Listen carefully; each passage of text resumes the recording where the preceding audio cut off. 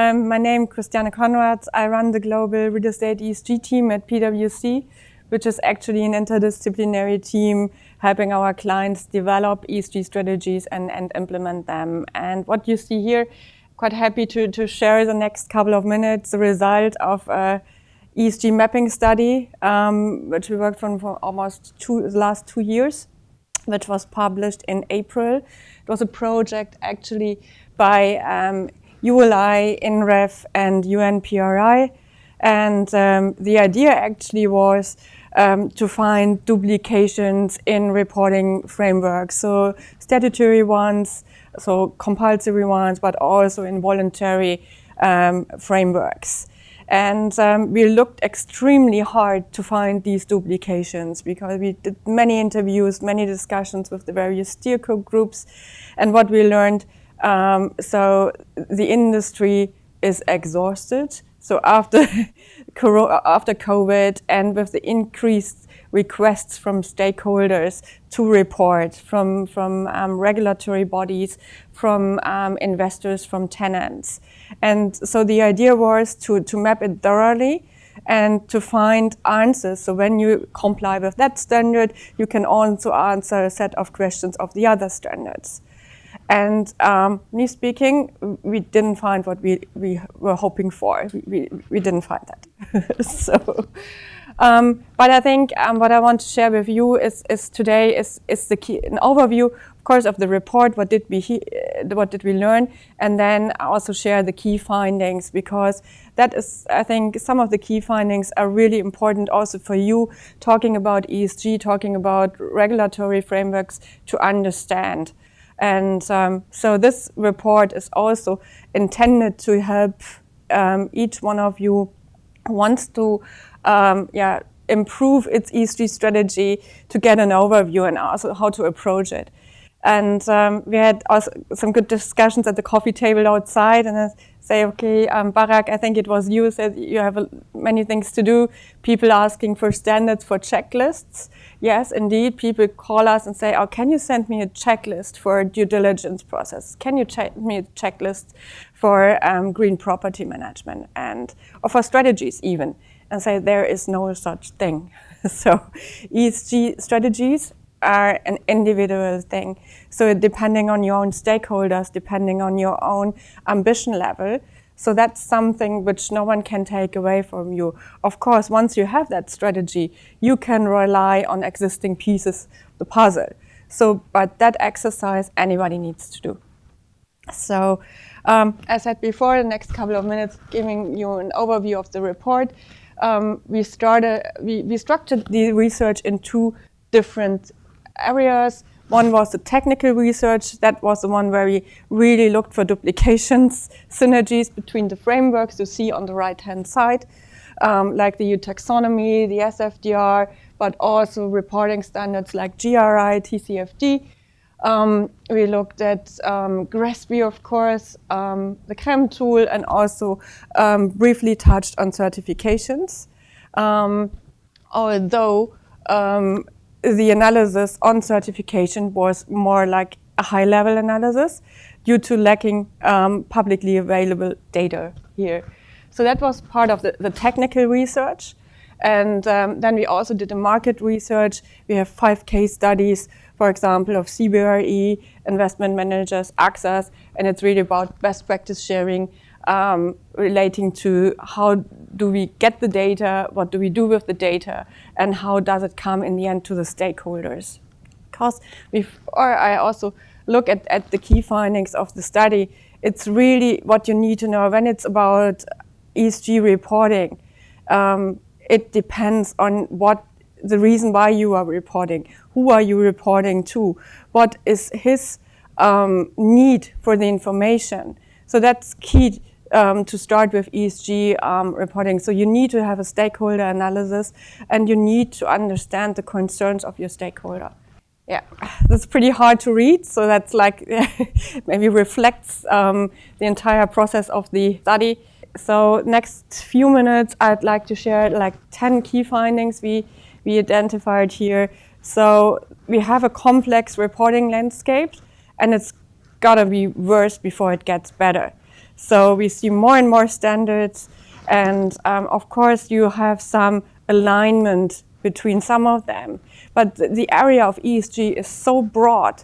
There are also, I personally think the next couple of years, the various standards are being justified, because there cannot be one standard telling you all about the E, telling you all about the S, and then helping you with your governance approach. So standards are complementary to each other, and also they're learning from each other. So it's a good thing that so many people started to look at this topic and are trying to help here to find standards. But it's a process, and with the ESG transformation, also its reporting requirements, we're only at the beginning. I personally expect a tsunami of requirements hitting each one of us in the next couple of years. Then, said before, there is no one size fits all. And also when you look at regulation, like the sustainable finance regulation, it's only, so it leaves room for interpretation. And so it's up to you, each one of you, how high you want to jump from an ESG performance perspective. So as said before, it's an individual exercise. Each asset is under, the physical risks are under, the tenants are different, they have their own needs, the investors, the bank have their own needs. We categorize the reporting standards in 5 different standards. This is more like was our, together with the ULI and PRI and INREF, the approach to make it more tangible and to give it a structure. And coming to the next principle, which is one which I personally really like. It's a principle of double materiality. The GRI implemented it already in 2006. And this is also something we are currently developing a methodology which helps you like a compass to find your way in the ESG transformation. And looking at double materiality, you cannot look only of the risks impacting your asset, your real estate. But you have to, of course, that's the outside-in perspective, which got also in the focus with the financial crisis in 2008. So outside in, what sustainability risks are impacting my investment.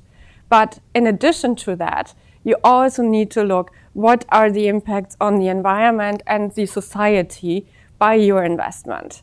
So that's something which is being constantly, step by step, now being implemented by the standards like GRI, but also by regulation. Speaking about CSRD, for example, which will hit all of us in the next couple of years, step by step. It requires a double materiality assessment, which is also an individual assessment. So we cannot speak about checklists. So you need to have an individual stakeholder analysis and an individual risk analysis from a double materiality perspective. So actually the regulator is putting it into the law for each one of us to have individual assessments and strategies. Of course, key is credible data. You cannot manage what you cannot measure. So of course, we all know that. I think we also will touch on that in the discussion later today. So that's really key. But I'd like to repeat a quote also, which I heard like a couple of weeks ago from the platform, a representative of the Platform for Sustainable Finance in Germany, Wiebke Merbet. She really said, we need to consider we are now in a really lucky phase. It's only about collecting data. We are not even talking about higher standard. That will come in the next couple of years. So, and we will look back at this period and say, oh my God, we should have started. And I think that might also help to approach it in a bit different way. Looking at the remaining 5 countries, yes, speaking about building certifications, I think they really did a great job in increasing the sustainability performance of real estate worldwide. It was really good to have an independent association kind of certifying that some standards are being complied with.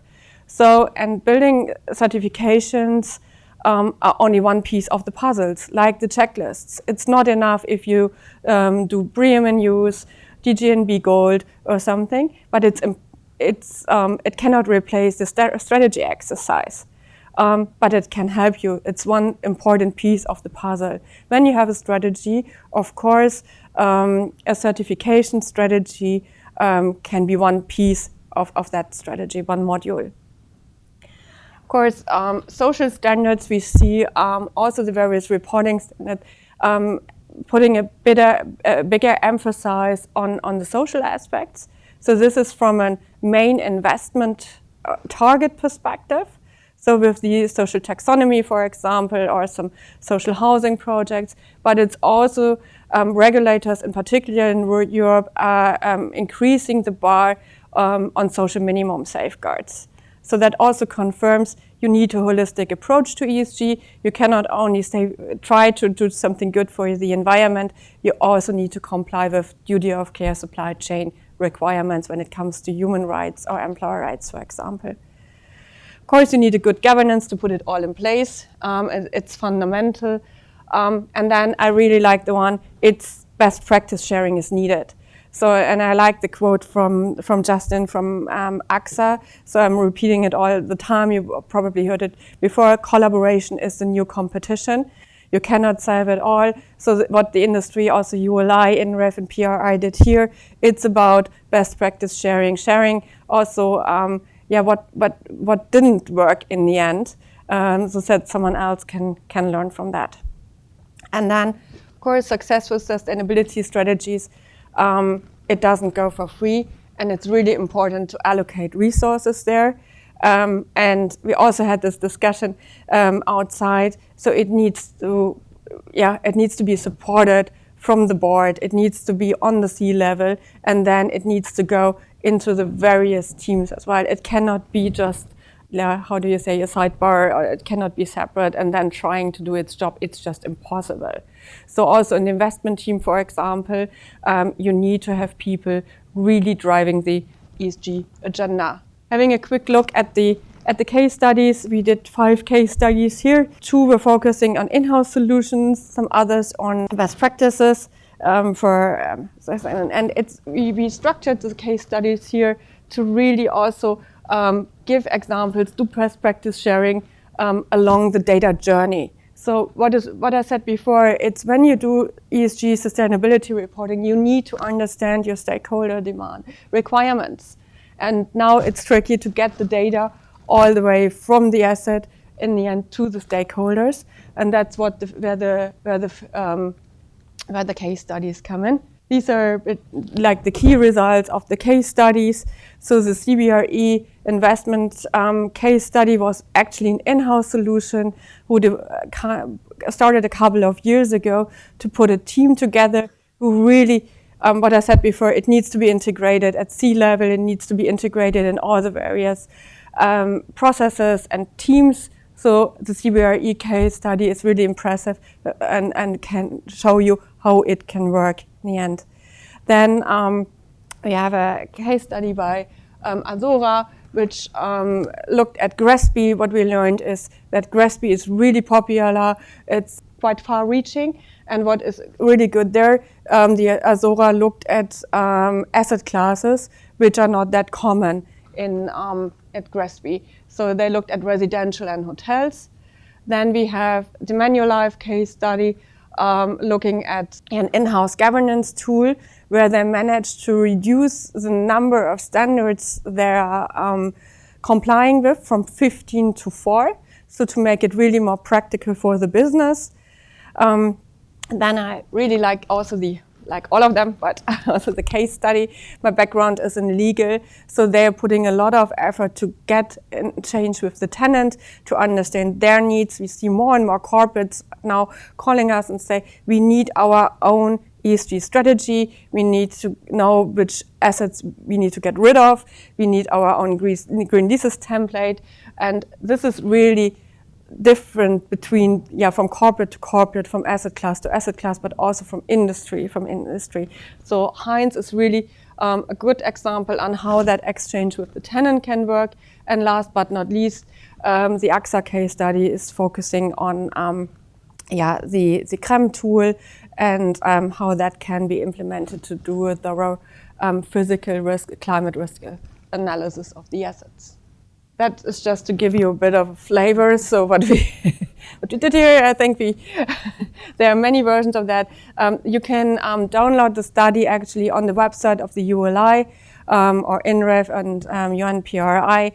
And also what anybody said, also the steerers in the end, we need to do that exercise like every year. I'm not so sure. No, I'm just kidding. It's an important exercise. We have to do it. It's a good start, but it needs to be repeated continuously in the next couple of years. So thank you very much. That was it from my side to give you a bit of an overview of the ESG mapping study. My name is Oliver Kummerfeldt. I've been here at Schroders for the last 8.5 years, and I'm the head of European real estate research. So I basically look at markets and try to sort of inform our investment strategy that's across Europe, across all the sectors. And all the aspects we're going to talk here about obviously are part of, need to be part of developing an investment strategy to make sure you really have some future-proof assets. Great, thanks. Christiane, you can do, because you did mention that you were global head of ESG, but you didn't tell us what that meant. So you've got 30 seconds to tell us. So I'm trying to connect all the dots within PwC.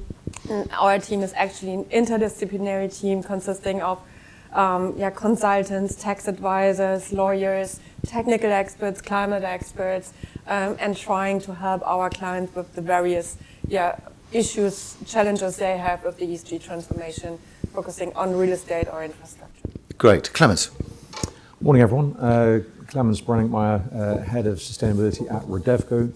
We're a pan-European asset manager focusing on urban real estate. I've been in my role for about 7 years, but I've been with Redevco for 22. It's also a family-owned business, so we have a very long-term view on asset management, asset development, and I would say we've been engaged with the sustainability journey already for 15, 17 years. So a lot of the case studies mentioned above are very familiar because we're right in the thick of it as well, and look forward to the discussion today. Great, thanks, Jules. Hi everyone, I'm Jules Barker. I lead the product team at WiredScore. WiredScore is a certification company. We have WiredScore and SmartScore to certify connectivity of buildings and smart buildings. Okay, great. And obviously you'd also had a focus as well before that on smart buildings and those kinds of things. So I used to be at British Land and created and led the smart building team at British Land. Great. Let's just start with a kind of view on where we are now. Let's maybe start with you, Clemens, just because you've also been on a bit of a roadshow, as I have this week, at various different ones. I mean, we had an interesting session in Frankfurt, particularly looking at ESG and the development side and redevelopment side. So I've certainly found it interesting to see how the conversation has moved relatively quickly over the last year from being about this is something that we should do to being a much more active, okay, what are the solutions that we need? What should we be doing? So I guess where do you think we are at the moment within that? And I suppose how do you see Redevco within that context? Yeah, so I was actually also at a conference yesterday where we got a brief overview of all of the legislation relating to this stuff from a European perspective, the EU, as well as translated to the Belgian context. And I think it was a really interesting one because I think the European legislation that's been put out there in the last 2-3 years is really confrontational because there's a lot. There's a huge amount, as Christiane was also just mentioning. And the challenge is that needs to be translated to local legislation as quickly as possible. There were deadlines set. Well, the example of the Belgian market was shared yesterday where The deadline was 31st of December 2022, and the Brussels local government and the Wallonian local government literally put into law their translation on the 31st of December 22. So they're taking their time, and in fact, it's not even translated to law, it's just a plan. And there's no teeth to what they've put into place for Belgium. And unfortunately, you see similar things happen in other countries as well. Other countries are slightly further ahead, and they really have got plans, and they're starting to really enforce movement. So in Holland, you've got an EPC label requirement for offices, but it's not there for any kind of other non-commercial real estate, nor even residential real estate. You do have it in the UK with residential and non and commercial real estate with EPC label requirements, and it's starting to come, but there's so much more that we need to do. And I think companies, businesses, also Redevco, we've always tried to try and stay ahead of legislation and try and be taking proactive action to improve our assets, to bring them up to a higher level, to improve BREEAM scores, et cetera. But we're just realizing that it's becoming just almost impossible to really stay ahead of what's coming our way, and we're going to have to also make some choices. So, I think we can only do what we can do, especially with in our case, we do a lot of retail real estate. Working with tenants is also just a real challenge. Our priorities are not their priorities, and we have to find common ground. And it just takes time. You've got to talk about it again and again and again, and find the right people in our counterpart organizations to get some goodwill, to want to share, to want to engage in the dialogue. So where are we? I think companies are definitely trying to figure out the landscape, trying their best to implement things, but it's also just trying to balance that with also, let's be honest, in our sector, financial returns still dominates, and how to try and balance the investment needed to do the sustainability work. It's all actually hitting the bottom line, and investors are sometimes also saying it's not what I want. Okay, interesting. And Ollie, it'd be good to pick up with you, I suppose. How are you seeing it from the kind of house point here? Because obviously you're having to look at investment strategy. So I guess how are you seeing some of these things playing into that? There's one point, just to pick up straight on that one, where sort of some of the investors say, like, look, it eats into my return. I don't want that. I think that is actually changing.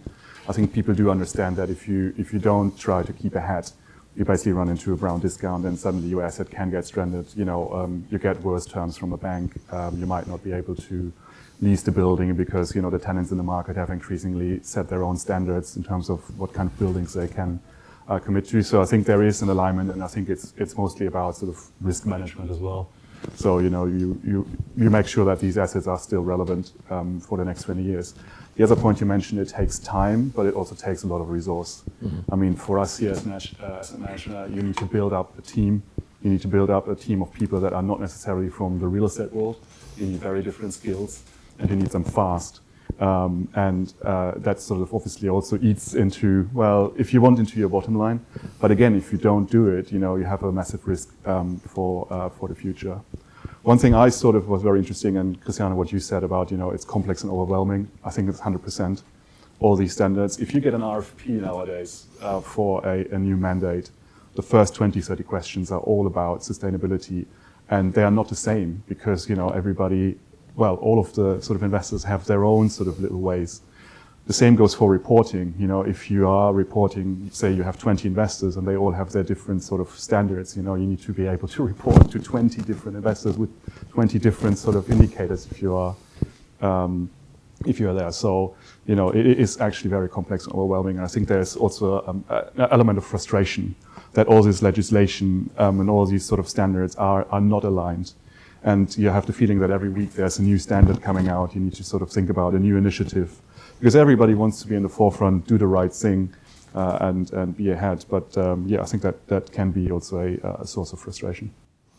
And Jules, it'd be interesting just to pick up on you in terms of the role of technology. Obviously, digitisation, a massive trend, but technology. How do you see that playing into that? So I suppose where's the area where these two link?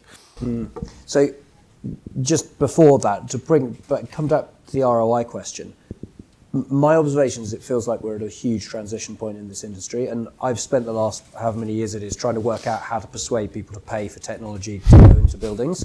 And it feels like we're at the same point with ESG now, that the industry is incredibly good at spending huge amounts of money on pretty risky things. Building buildings, the returns aren't always perfect, but we know how to spend that. We know how to write those big checks. We're really not yet there at knowing how to write big checks for technology or for ESG. I think you're right, Ollie, that people have grasped the concept that there is going to be a brown discount if you don't invest in it, but that's very different from actually opening the checkbook and writing a check now.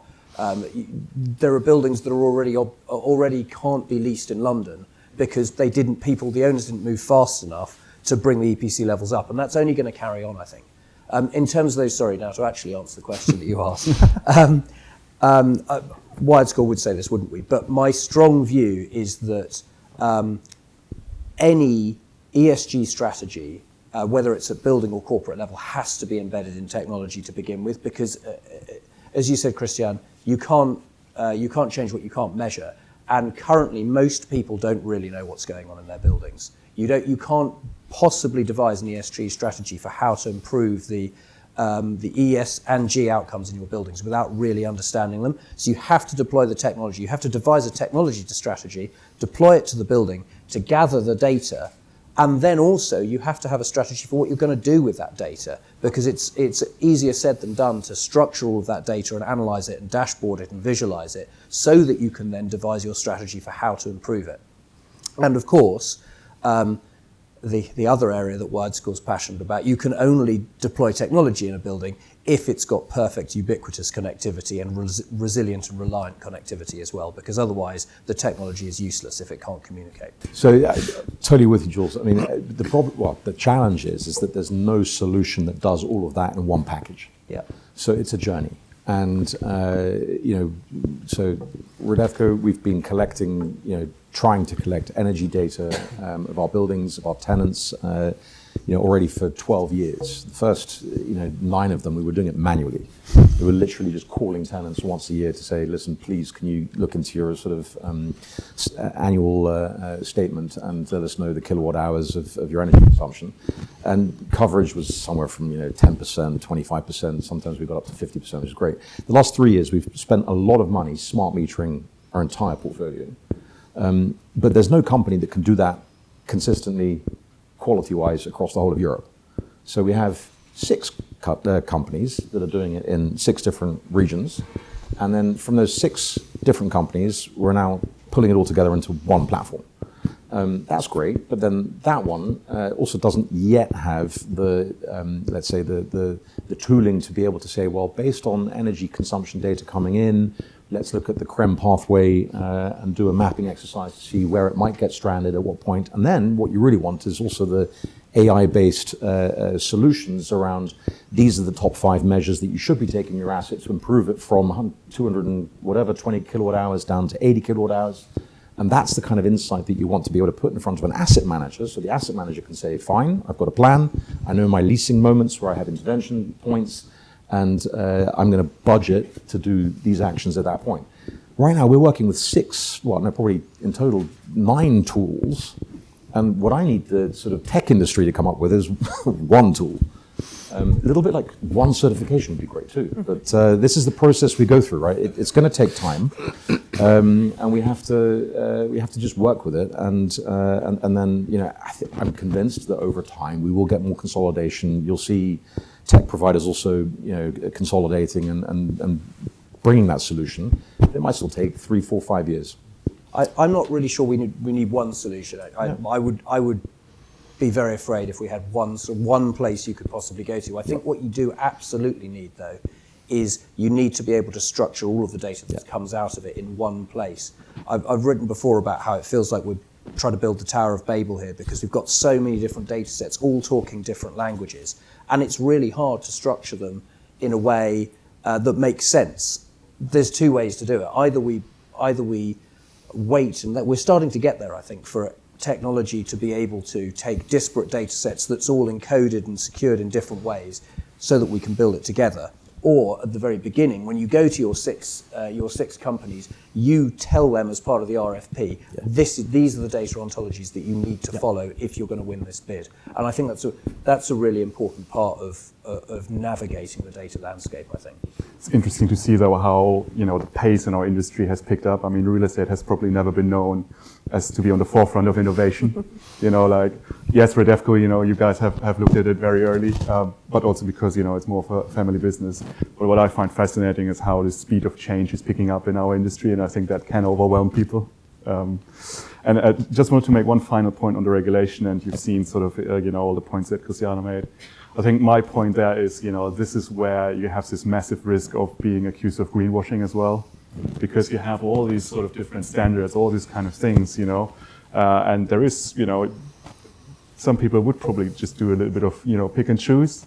So I think that is a huge risk as well, sort of for the industry, for asset managers and fund managers, being accused of greenwashing because there is no sort of like set standard on reporting. That's where SFDR comes in, and CSRD will in a couple of years' time. Yeah, it has to, yeah. It strikes me, Christiane, that all of this is very good news for consultants. This is really difficult. I mean, I would obviously say that things like smart score certifications, they have a role in helping you devise your strategy. But really, all of these challenges we've talked about, companies need help to sew all of this together into a viable strategy and then deliver it. Yeah, so I agree. Sorry, and I think we are going to see more requests in the next couple of years because regulation is increasing, the requirements are increasing. But we really want to help. So, openly speaking, you need to build teams that understand your client's needs. So that's also, we also face many challenges. You need to understand what the client really needs, where he stands, and to understand what his stakeholder needs, and then also put it all together and bring the right team in at the right time. And also, Clemens, what you said, so of course we see all these regulation or requirements that are not harmonized with each other. You have teilweise, the regulatory bodies competing with each other for higher standards.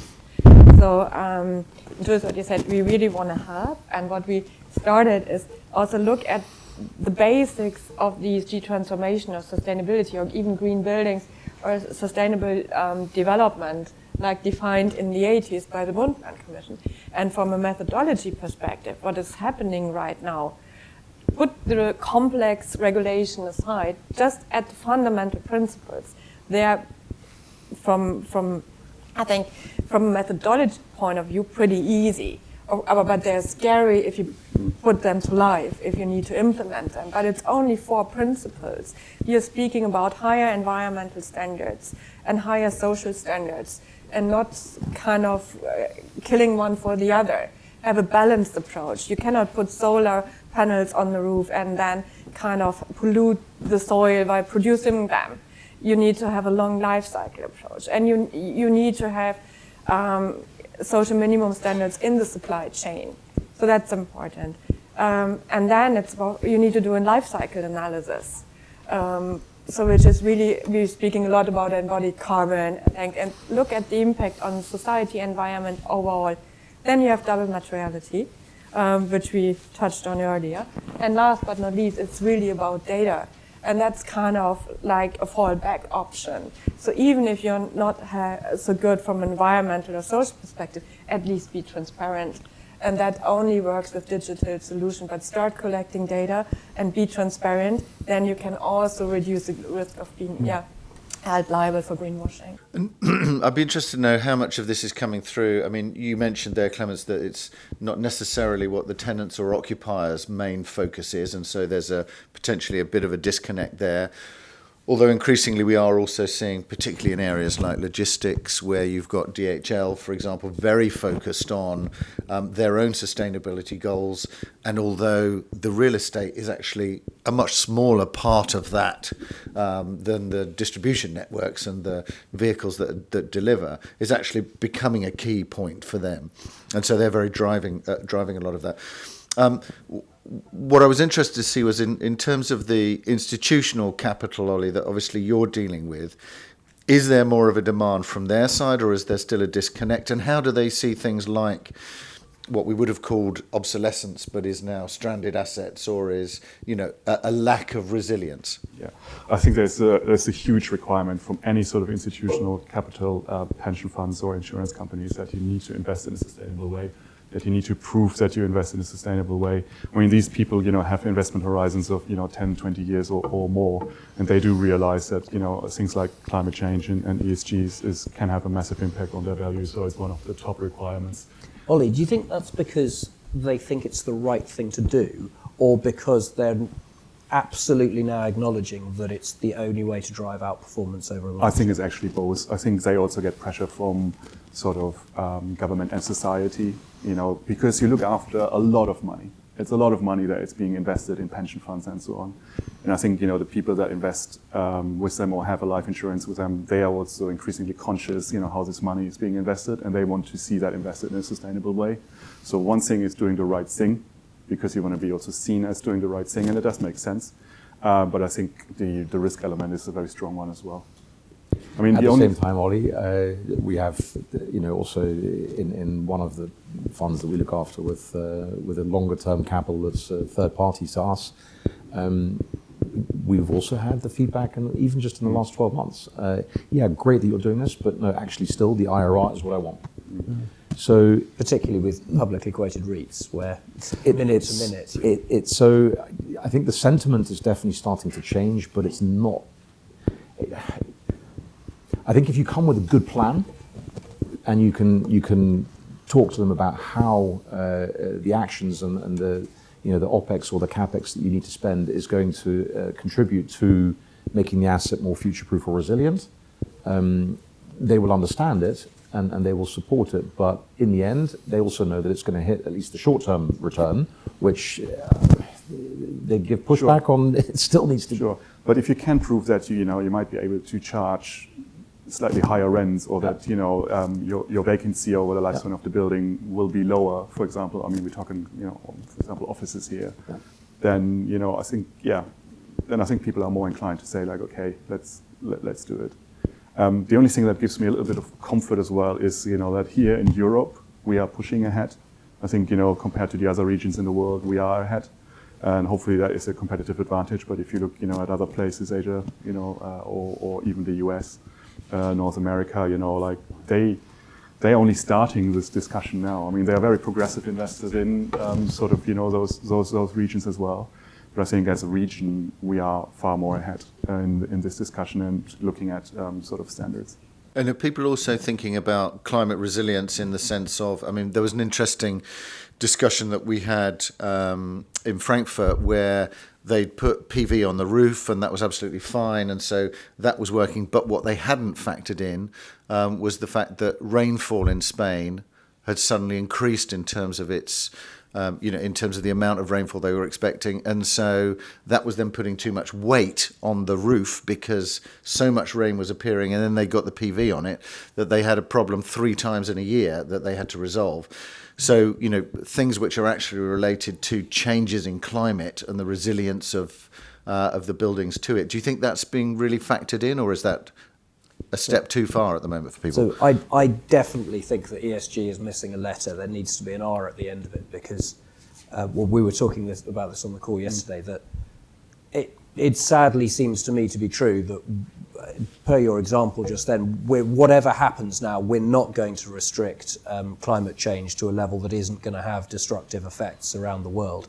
And therefore, although it's still our absolute moral and financial duty to reduce our emissions, we also need to be building spaces as asset owners. We need to be building spaces that are going to be resilient against the change that's to come, and that's everything from making sure that you're your comms room is flood protected to the roof can withstand rainfall and the changes in temperature and things like that.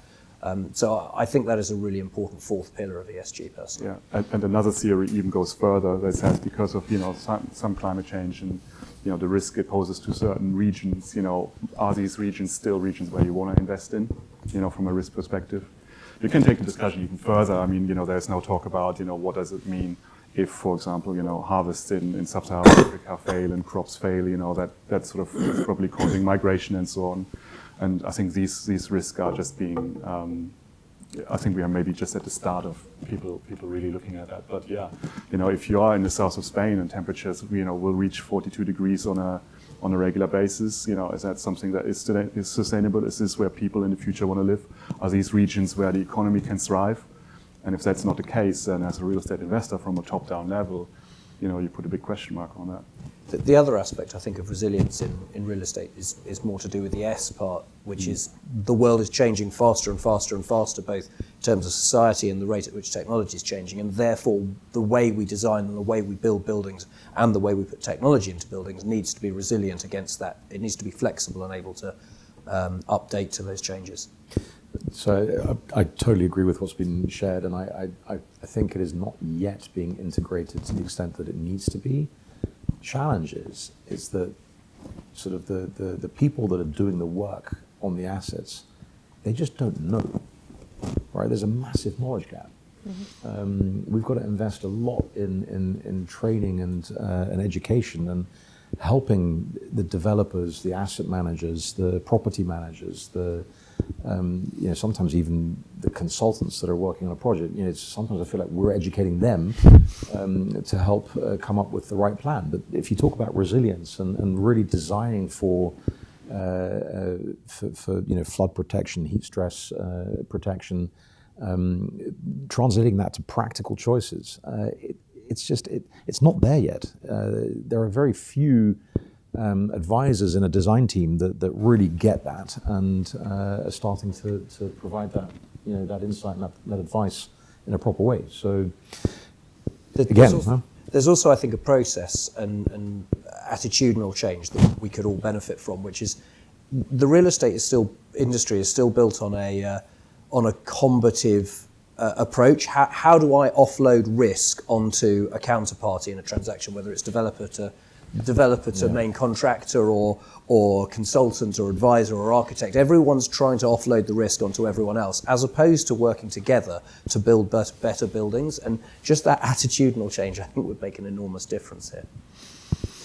There's a nice initiative by the ULI as well called Sea Change, which is basically all about how do we accelerate the decarbonisation of the built environment, and it's all about how do we collaborate. That's what the C stands for.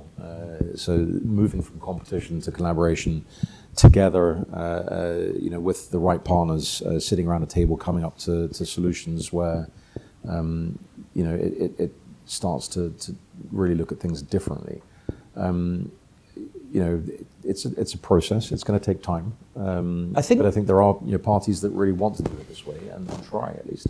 I think we're closer than we think, though. I was reading something the other day that was commenting on the green lease topic, that it feels sometimes like, and I apologise if there are lawyers in the room, but it feels sometimes like we're almost held back by the lawyers who want to get the green lease perfect, as opposed to the counterparties just talking to each other and realising that actually you really deeply agree about the importance of sharing data and you're very willing to do it. Your lawyers might just be very uncomfortable about having the exact terms written in the leasing contract. So why don't we just get on and start sharing data and cooperate, just be willing to cooperate a bit more. Christiane, you're the representative of legal. I'm a lawyer, so I have to, but I have to agree. Yeah, apology accepted. And what you really need to implement ESG criteria into is a whole new way to contract drafting, which also is on trust. And you cannot answer all the questions right now. Particularly not for long-term contracts. You don't know right now what you need in 5 years, 10 years time. Strategy amended, regulation is evolving, so you need to remain flexible. That's something lawyers don't like. that much. They want to put it in there, make it super tight. And that's something which is needed. And on the data exchange as well, you have like conflicts, you say C conflict, target conflicts, like, so from the data protection laws with ESG, so that needs to be solved, indeed. We had ridiculous discussions at the beginning with our data protection lawyers. They say, why do you want to keep that data? Just delete it. Now we're collecting that data, we want to do benchmarking in like, years' times, and now they need to be educated. I think that's really, really important, and yeah. So, but I also agree it's a long way to go, and also picking up on what's been said before on the physical changes that are occurring. We are not speaking about 2050. We are speaking about the next few years already. So it's due to the climate change, which is already taking place right now. The way we use real estate will change in the next 5 to 7 years. So I was really impressed also by a publication in Germany. It says Deutschland 2050, Germany 2050, and it shows how Germany will change in the next 28, 27 years due to the climate change which is already taking place. And looking at real estate, so we asked, so what do we need to do? So the residential penthouse apartments, are they going to be attractive in 5 years anymore, or will they reduce in value?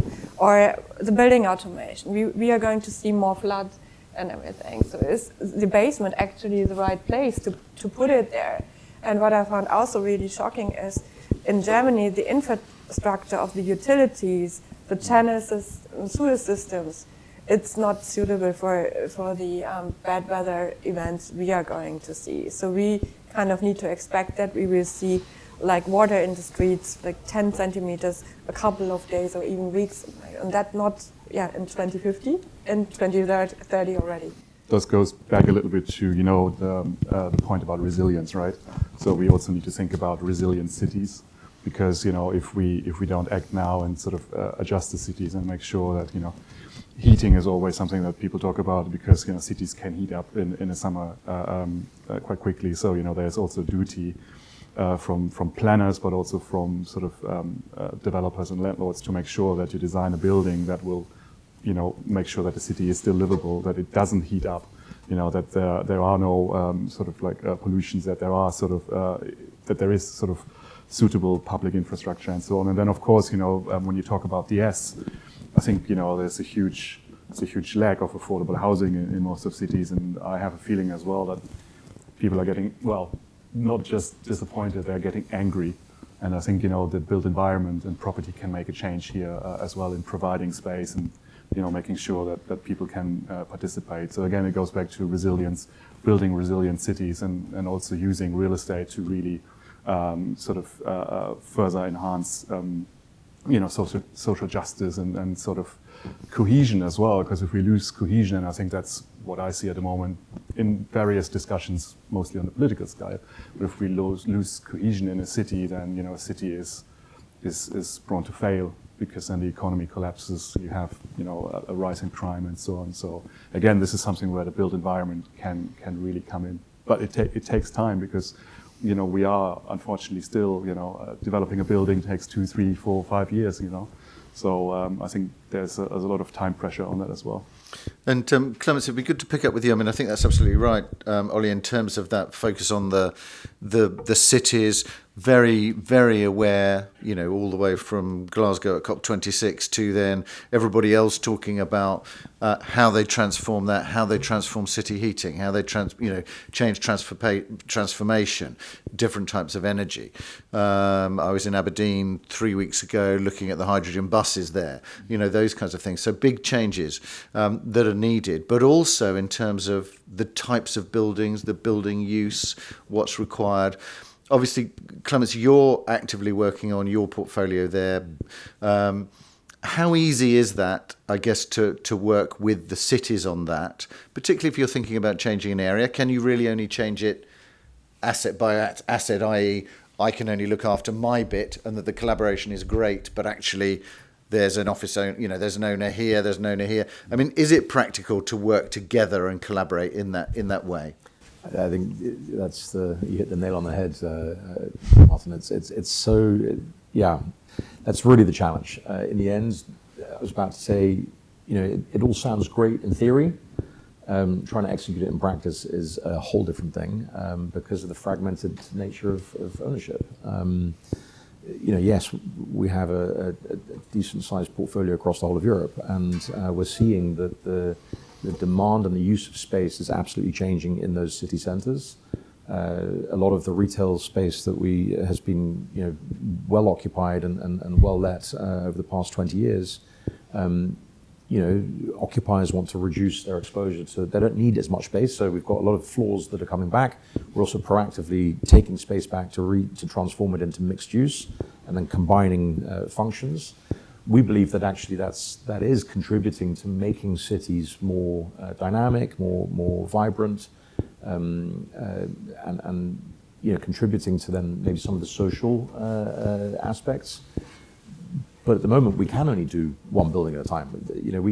And yes, we'd love to be able to say, can we get a whole neighborhood together and club up and do things? But the interests just aren't necessarily all aligned yet. So you see it in certain retail districts, especially where you have these BIS or BIDs, business improvement districts or zones. The occupiers have their discussion group, the owners have their discussion group. The owners, we've been in discussions with owners to say, well, can we look at collectively, for example, pooling, let's say, the value of all the assets in the street, and saying what kind of investment would be needed to upgrade the whole street. In the end, you get 30% of the owners that say, yeah, I'm in, definitely, I agree, I see it, long-term perspective, all the rest of it.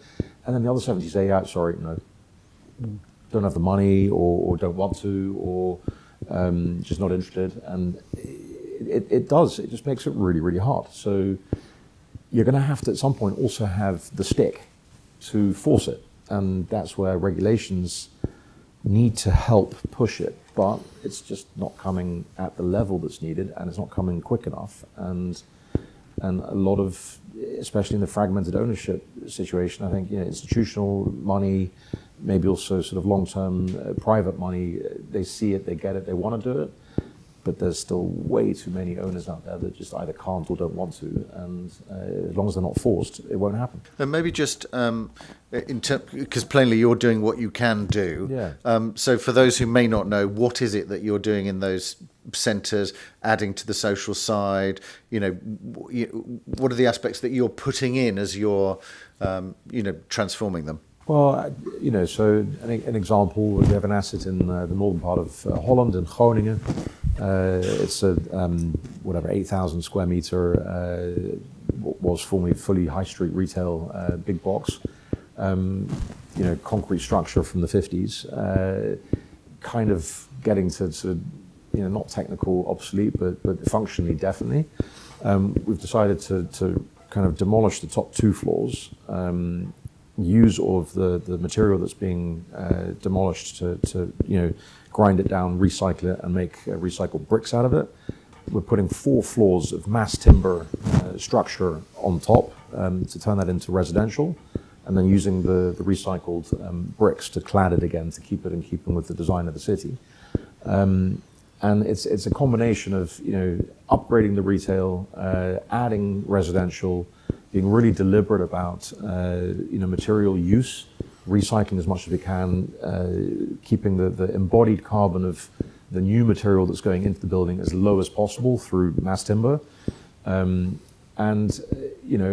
hopefully contributing to a corner of the high street and that little district that will be attractive and where people want to live and want to spend time, and we're trying to just do that over and over and over throughout the portfolio. But that's a process. It takes time. We kind of have 10, 15 assets in some process of redevelopment on the go at all times. But we have 350 odd assets that we need to get through. So that's 30 years. And there's a clear recognition for me and my team, we don't have the time. We've got to accelerate. We've got to do more. And yes, of course, we'll sell some assets as well, but we also have the ambition to grow and do more with third-party capital. That's just only going to increase our challenge to not just grow the business organically or inorganically to have more assets under management, but also in a positive way to be able to have more impact. But then the team, the resources, the capex to accelerate on the upgrading, the resilient aspect of all these assets. It's a lot of work. I tell our asset management teams all the time, your job used to be easy. Right? Asset managers used to just say, I've got a building, I lease it up, and then I spend my time at the golf course while the rental checks come in once a quarter, and there wasn't really much to do. That role has totally changed. It's hard work these days, and you need to have the right people that have the right attitude to say, I'm going to go do it.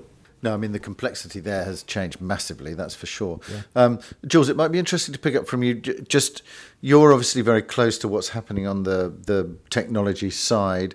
What are the things that maybe we're not aware of that will be, things that we should be thinking about, things that will be coming in that we should be expecting? So that's a really interesting question. I don't think we can be waiting for a silver bullet technologically to fix this. I think most of the technology that we need already exists. It's already out there, and it's not only is it already out there, but I think we're moving from a stage in the industry from an age of trial to an age of implementation. So historically, companies like Redevco have been doing lots of trials all over the place, trying to find the right bits of technology. And we're now at a stage where we need to take those trials and implement them across our portfolios. So I actually don't think the answer to that question is, well, good news, guys. Here's 5 things that I know of that are coming over the horizon. It's not really that. It's all the things that we already know exist need to be implemented at scale and in a uniform, structured way, and that's where the solution to all this lies, I think. But you see, for example, how cities, start to use technology. You look at Copenhagen, where the traffic system, the whole sort of traffic lighting system is based on a lot of sensors to sort of optimize the flow of traffic. And just maybe one last point on cities as well, when it comes to sort of the planning. I think you can see a really change in the attitude of city planners and governments. In Paris, in the central areas of Paris, they are restricting sort of the development of new offices in favor of residential. Anne Hidalgo has been a big fan of the 15-minute city as well. This is more a concept than a policy. But I can see it sort of happening in other parts of Europe as well, where the cities, when they have the opportunity to redevelop something or do regeneration projects, they're very aware of the need to create sort of mixed-use areas, also in terms of the social groups that are there.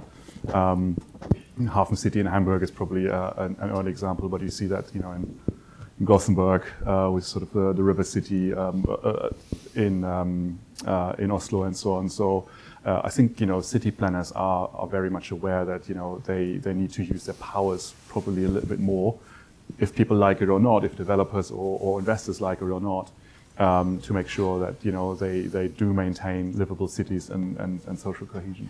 I think where the cities point comes in is also that this is not about a new technology, but what we don't have yet is the data sets that are large enough. Even big companies like Redevco, your data is not big enough to drive the big data that the algorithms need to be able to feed on to really learn how to optimize buildings. And so this goes back to what we were talking about cooperation earlier. The only way, and maybe this is where city authorities can come in, is to be collecting and sharing building level data so that AI can start, machine learning I should really say rather than AI in this circumstance, can learn from how buildings operate and how to improve them. Because one building, or even across a portfolio the size of Redevco, it's not actually enough. So that I think is one of the places that we can look to the future, but that's more about cooperation than new technology. But it's so interesting because it starts with data. We've been discussing that already.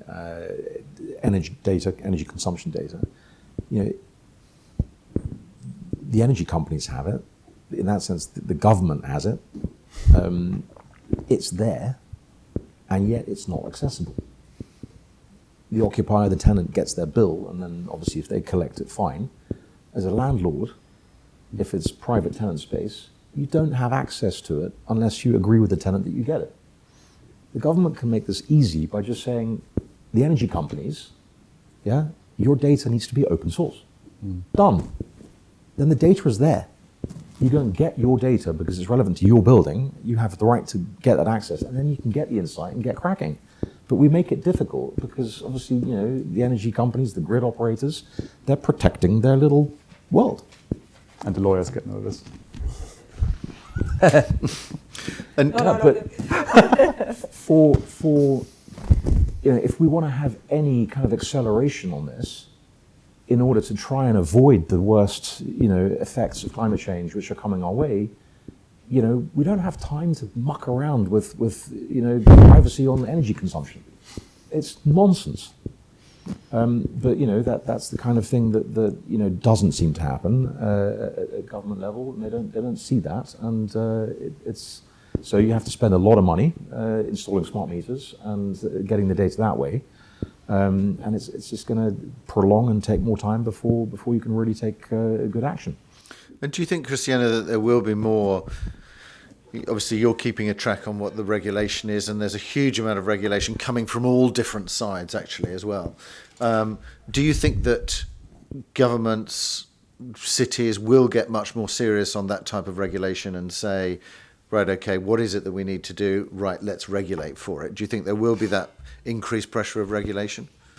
Yeah, I think, as discussed many times today, the pressure is already huge. And if you look at what is being currently being developed, what kind of regulation, so we're going to see much more in the next couple of months, years. But picking up on what just Clemens said, I think there is no way around it.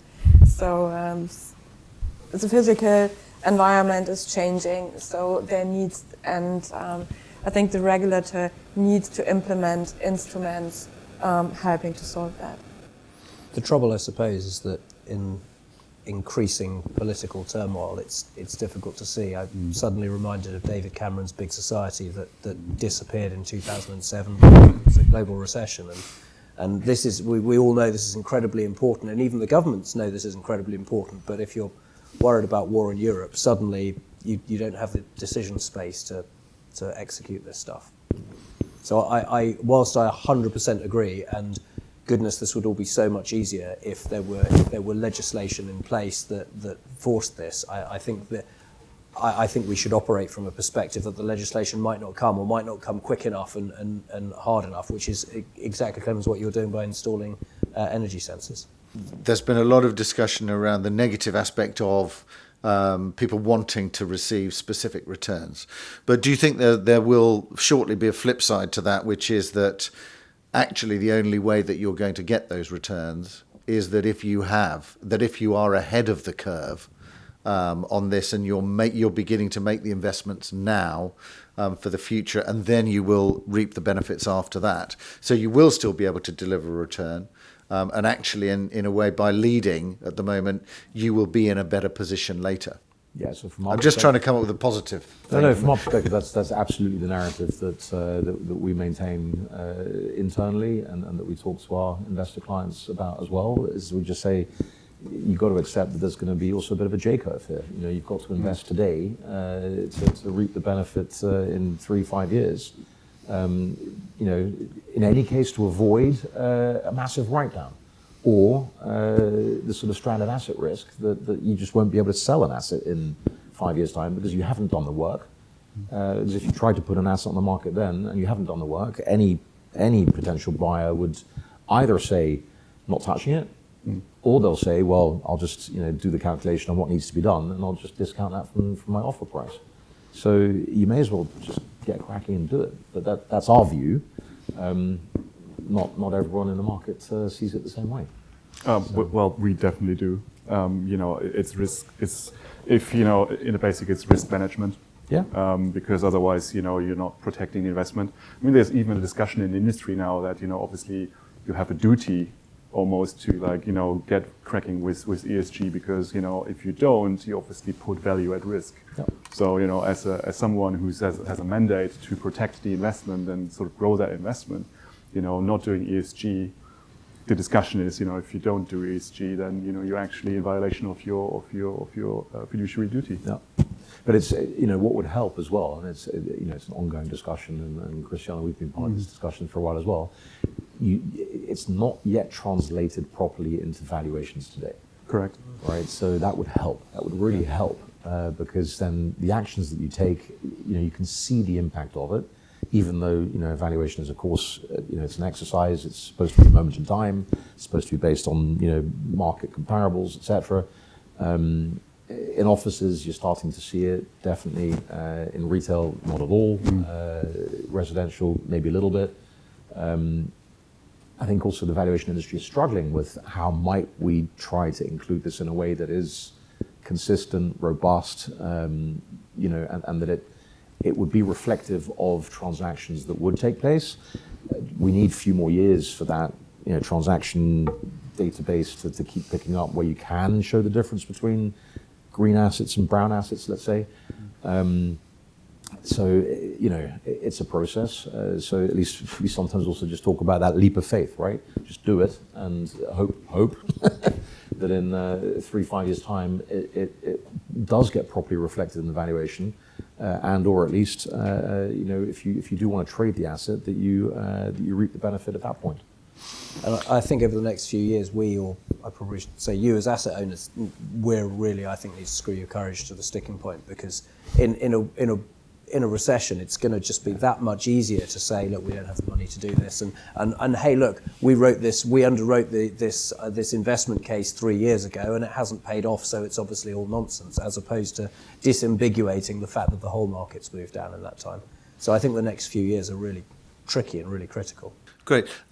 Does anybody else have any thoughts, any questions, any views that you want to share? Anything that you agree with, violently disagree with, or strategies that you've got? I mean, does anybody? Yeah, go ahead. Yeah. I was wondering what the panel thought about some of the North American regulations to do with energy use coming into the bigger cities. So things like LL97 with kind of mandatory reporting of assets and the sort of carbon caps with fines for going above them, and kind of comparing that to the kind of European-based EPCs, and perhaps the lack of correlation between EPCs and actual energy usage. So Redevco isn't active in the States, so I can't really comment. I do know about the New York example with Article 97. Personally, I think EPCs are rubbish, but that's my perspective, because they're just not consistent and comparable across the whole of Europe. In fact, again, yesterday at this conference, the EPCs in Belgium aren't even comparable between Flanders, Wallonia, and Brussels. So, what do we want? And even if they are, they can be gamed. So. Well, exactly. So we at least are only focusing on actual energy use intensity. And the corresponding carbon use intensity, that's our benchmark. And so we've made a choice to also go with CREM. Also, CREM isn't perfect by any means, but it is a fairly robust, research tool and forward-looking tool that will give us at least a direction of travel. So we absolutely apply that to all of our work with developments or redevelopments that we do. We look at the energy use intensity today. We look at the CREM pathway for 2040, and we say, okay, that's the target for energy use intensity. We basically say carbon use intensity is 0. So anything we now touch and redevelop, any fossil fuel that was in the building out, and it's all electric, and we try and put on solar panels or whatever. So I'm not so worried about the energy use intensity and the carbon use intensity. We're now flipping more to how do we also really reduce the upfront embodied carbon, so that ultimately, and actually also end of use, end of life, thinking about design for disassembly, design for reuse, so that you can also start to embed circularity thinking and principles. Now, again, great in theory. In practice, it's also a lot harder. because things that we would like to do, sometimes we're hamstrung by town councils. We don't get the planning permission for a mass timber building in some cities because the fire chief that needs to sign off is a 63-year-old man who is a couple of years away from retirement and doesn't really want to learn about what the opportunities are for mass timber and basically just says no. And that's just the reality of what you have to deal with. Again, it'll just be a process of education and policy change and convincing, showing, taking people by the hand and demonstrating what is possible. So that's at least what we're trying to do, and we'll keep progressing. But I was just going to introduce the fire chief as our next speaker, but I won't do that now.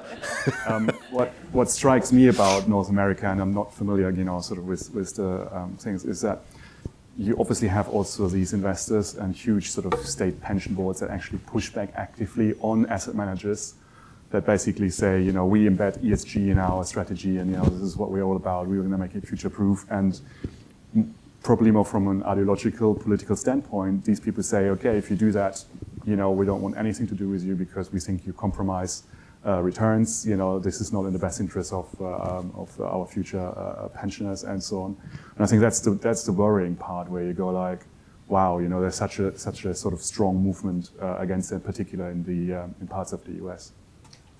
So I think I agree with all of that, but at the core, one needs to be very careful about bad regulation, bad targets driving the wrong sort of behaviour. It's you see it time and again in every part of industry. But this feels like one of those occasions where we shouldn't let the great be the enemy of the good.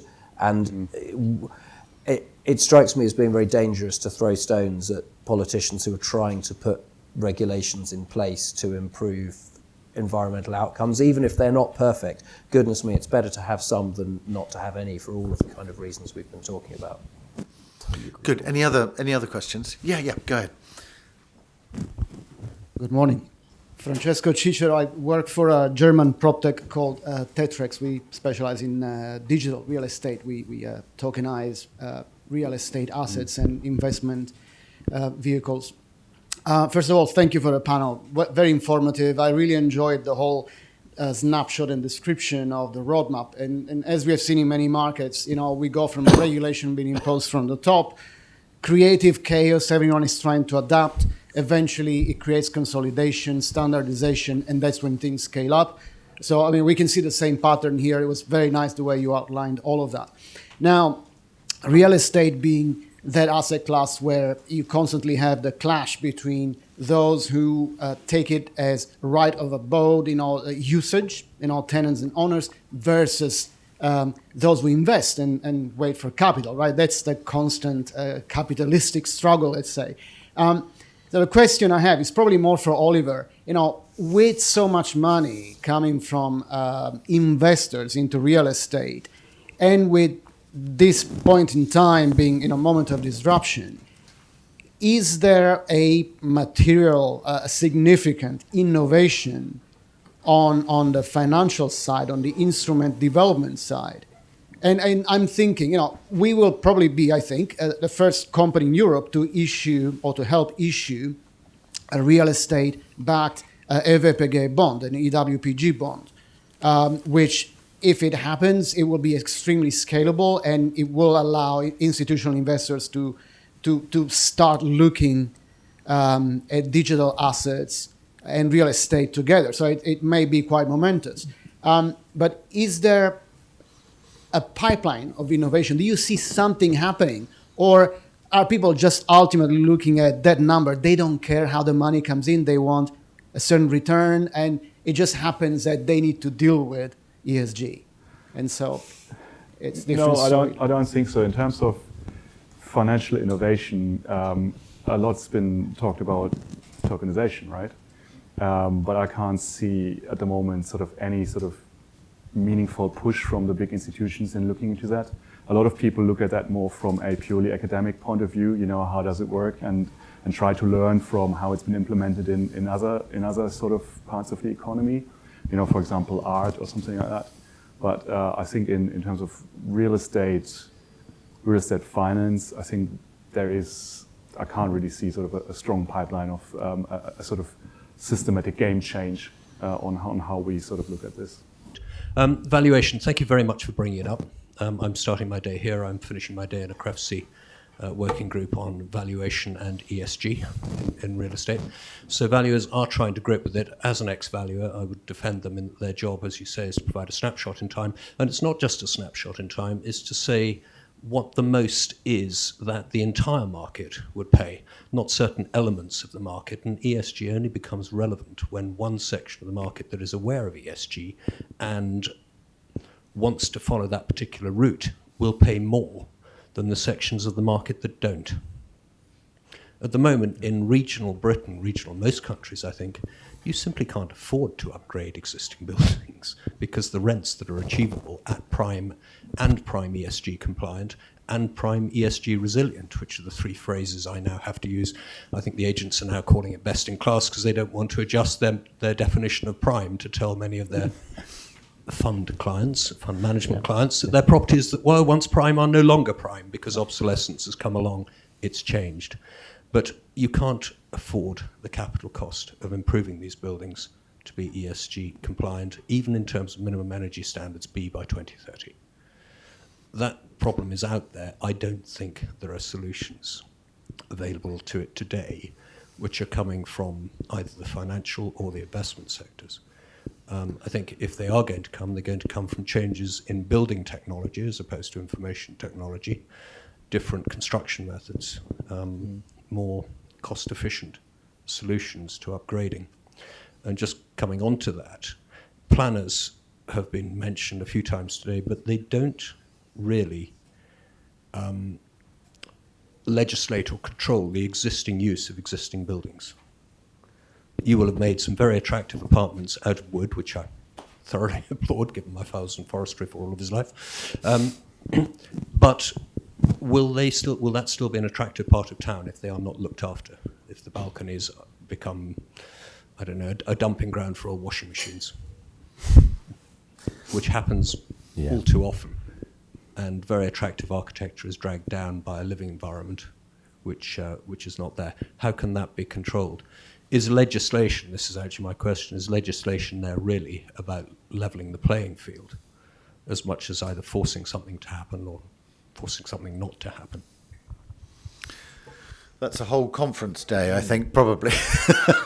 But does anybody want to pick up any of those aspects? Isn't that what legislation almost definitionally is, levelling the playing field? Any legislation. So I think my answer to that is probably yes. I think definitionally, I would almost say legislation's purpose is to level the playing field across a group of people. Any thoughts, Christiane, on? Maybe just only on one aspect, on the valuation topic. And what we see right now, it's also being pushed by legislation. European banks are subject to the EU taxonomy, need to disclose the green asset ratio from next year. So that already shows some impact on the market, so that when it comes to capital requirements for financing, for example. So I expect that will also push the entire development a bit more. So, but your introducing sentences really made me think, and it's just two thoughts I have. So we are here in a group of people, not really of similar age, but also what we need to do is keep the discussion with younger generations. They have a complete different attitude to that. And speaking, what kind of scares me if they resonate. And I heard that from a couple of teenagers. I brought my son here today, but this is part of our social impact strategy. He didn't say that.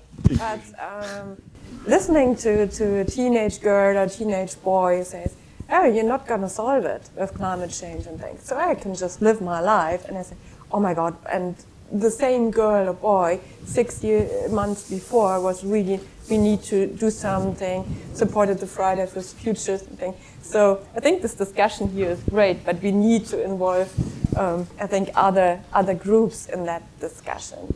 So, and also what you said, and what also really made me think is also from the discussions with some teenagers is, yeah, but maybe some smart people will put some chemicals into the air, so which will kind of darken the sunlight for like 2 years, so then everything's going to be fine. So, oh wow, how can you think that?